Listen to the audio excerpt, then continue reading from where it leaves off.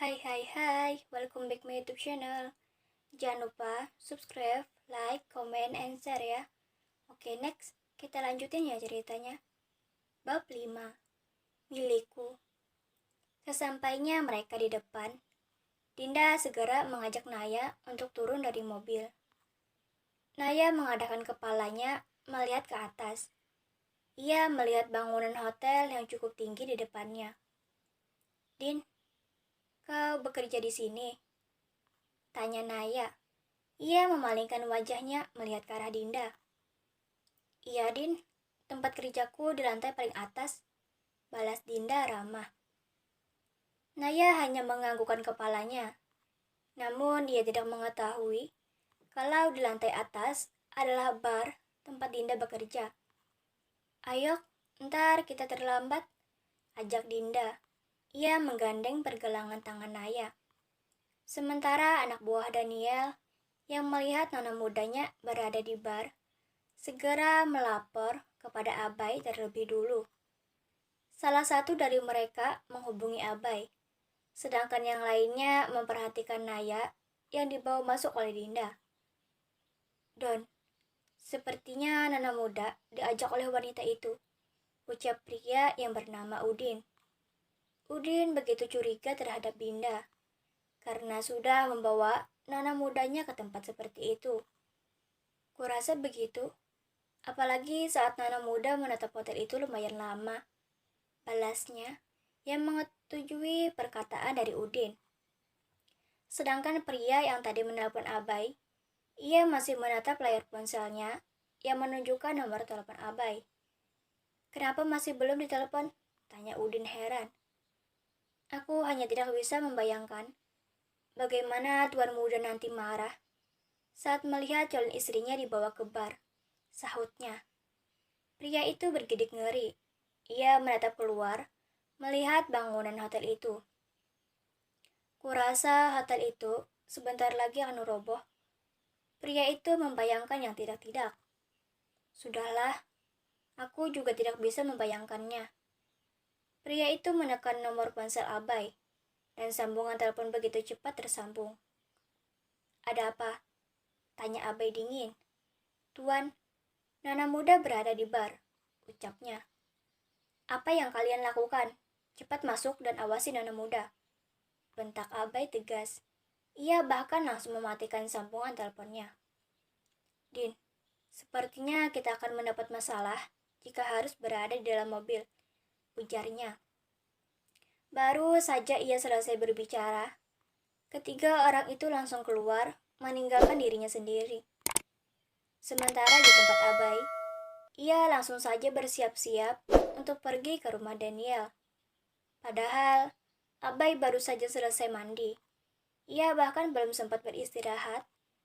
Namun bagaimana lagi, ini semua adalah tugasnya. Abai menelpon Daniel agar cepat bersiap-siap.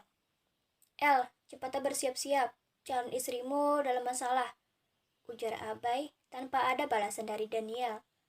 Karena nomor telepon yang barusan ditelepon oleh Abai itu langsung tersambung dengan sendirinya. Sama seperti Abai, setelah mendengar pemberitahuan dari Abai, Daniel langsung saja bersiap-siap. Bahkan Daniel membawa satu senjata tembakan miliknya untuk berjaga-jaga. Berani menyentuh milikku, maka kalian akan tahu akibatnya. Sarkas Daniel dingin. Tak selang lama, mobil milik Abai tiba di halaman rumah Daniel. Bertepatan dengan Daniel yang baru saja keluar dari pintu utama. Apa yang terjadi sebenarnya? Tanya Daniel yang baru saja masuk ke dalam mobil. Nona muda dibawa seorang wanita ke bar, sahut Abai. Apa? Kejut Daniel. Sepertinya di kota ini tidak akan ada lagi tempat hiburan. Sambung Daniel menghela napas. Abai hanya mengangguk saja. Ia langsung pergi ke bar tempat Naya berada. Abai tak perlu meminta alamat bar itu, karena di kota itu hanya tersisa satu bar saja. Sebelumnya, di kota tersebut memiliki 6 bar. Namun, karena salah satu pengunjung menyinggung Daniel, bar itu pun ditutup. Dan hanya tersisa bar tempat Dinda bekerja saja. Namun sekarang, kemungkinan bar itu tidak akan pernah bisa dibuka lagi. Mobil melaju dengan cepat, meninggalkan halaman rumah mewah itu. Saat ini, bukan Abah yang menyetir, tapi Daniel lah yang menyetirnya. Kecepatannya begitu tinggi, membuat Abai sedikit takut. Abai memegang erat gagang pintu mobilnya, sedangkan Daniel, ia hanya fokus ke depan. "Apa kau ingin mati?" bentak Abai. Meskipun ia membentak seperti itu, namun ia tak berani menatap Daniel sama sekali. "Tidak buruk," balas Daniel singkat.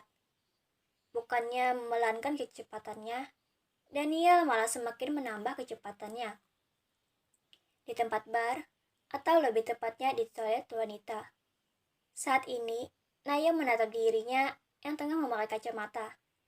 Menatap dengan datar, tanpa bicara sepatah kata pun. Tidak ada Dinda saat ini, karena ia sudah memulai pekerjaannya.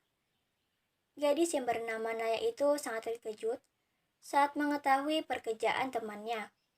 Bahkan sampai saat ini, Naya masih sangat syok.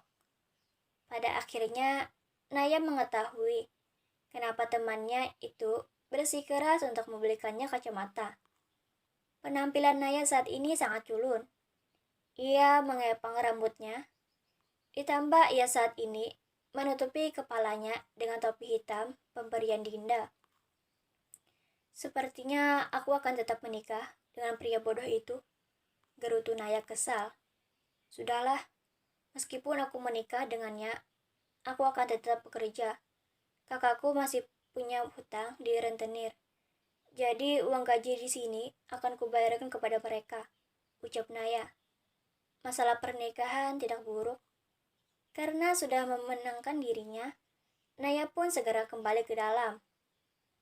Tak lupa, 4 anak buah Daniel mengikuti Naya dari belakang tanpa dicurigai oleh siapapun. "Apa Nana muda terlihat dipaksa masuk ke bar?" tanya Udin. "Kenapa kau bertanya denganku? Tanya saja langsung kepada Nana muda," sarkas Ipan, pria yang menyetir. "Kau?" Udin mendengus kesal. Mereka berempat berjalan kemana pun Naya pergi. Sementara Daniel dan Abai, mereka baru saja tiba di bar. Kedatangan Daniel tidak mengundang banyak perhatian, karena saat ini ia tengah menggunakan baju kaos hitam berlengan panjang dengan celana jeans berwarna putih dan memakai topi hitam. Tidak ada yang mengenalinya, sebab Daniel biasanya memakai jas, tapi tidak untuk malam ini. Baru saja Daniel masuk, ia sudah melihat keempat anak buahnya yang mengikuti seorang wanita. "Apa yang dilakukan keempat pria bodoh itu?" hardik Daniel. Ia mendengus kesal. "Mana ku tahu," balas Abai dengan nada santai. "Apa kau ingin gajimu dipotong?" Daniel berjalan menuju sofa panjang yang di pojok dan berdekatan dengan keberadaan Naya. Tuan, saya hanya bercanda." Abai mengikuti Daniel dari belakang, seraya merengek. "Diamlah," bentak Daniel. Bentakan dari Daniel membuat siapa saja takut.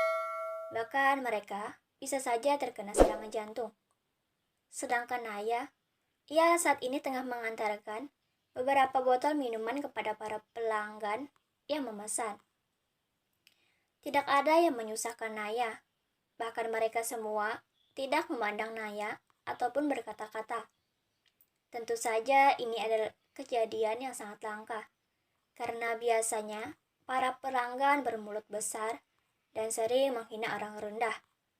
Apalagi saat ini, Naya begitu sangat culun. Namun tidak ada yang berani menyinggungnya. Kejadian malam ini tentu saja perbuatan dari Daniel. Ia sudah mengancam pemilik bar tersebut. Jika ada yang merendahkan calon istrinya, maka bar itu akan dirobohkan dan pria itu tidak akan mendapatkan pekerjaan yang layak. Karena tak ingin itu terjadi, pemilik bar itu langsung menyetujuinya. Pemilik bar yang biasanya angkuh dan suka semena-mena kepada pelayannya, kini ia bersikap sok ramah, terutama kepada Naya. Tidak ada yang berani memerintah Naya bekerja terlalu banyak. Hal itu tidak membuat Naya heran, karena ia baru pertama kali bekerja di bar.